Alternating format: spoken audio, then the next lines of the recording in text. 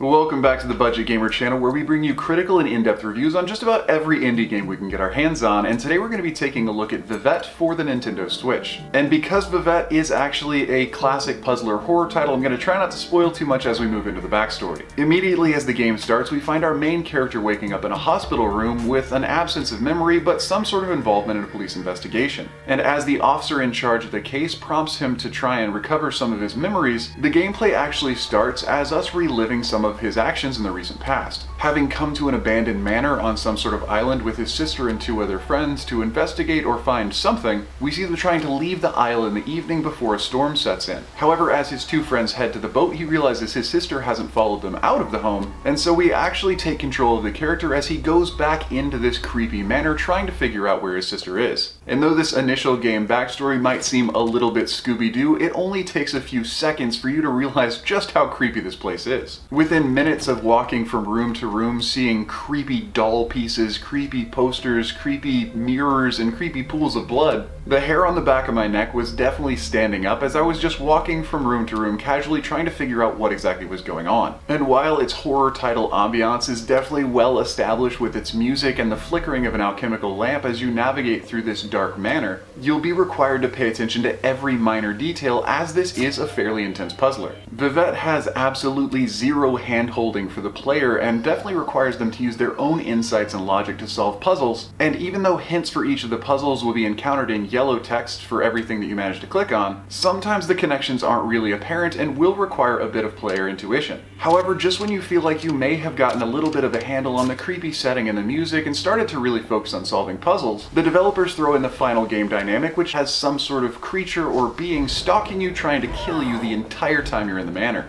And while this is still only a 16-bit puzzle-based horror title, the initial unveil of this dynamic had me so on edge that I had to run to safety out of the manor and literally put my controller down. And whether this was by accident or by design, this is where the player realizes that the game involves much more than the manor itself. Outside of the manor, there's areas such as woodshops, arboretums, and the ever-present cemetery, which each host a number of the game's puzzles and provide a bit of respite from the antagonist inside the manor trying to kill you. However, while this game does seem really solid and definitely does cash in on the fear factor, there are a few things to note before diving in. The ambiance of the game, the visuals, everything is absolutely perfect. However, as this is a horror title and you do have a murderous villain stalking you, whether it's due to poor AI or just poor game design, this villainous character stalks you 100% of the time that you're in the manor. No room, even the save rooms, are safe or considered off limits to being stalked, and there's really no ability to hide, so the constant persistence of this character stalking you through the manor stops being as frightful as it is annoying later in the game.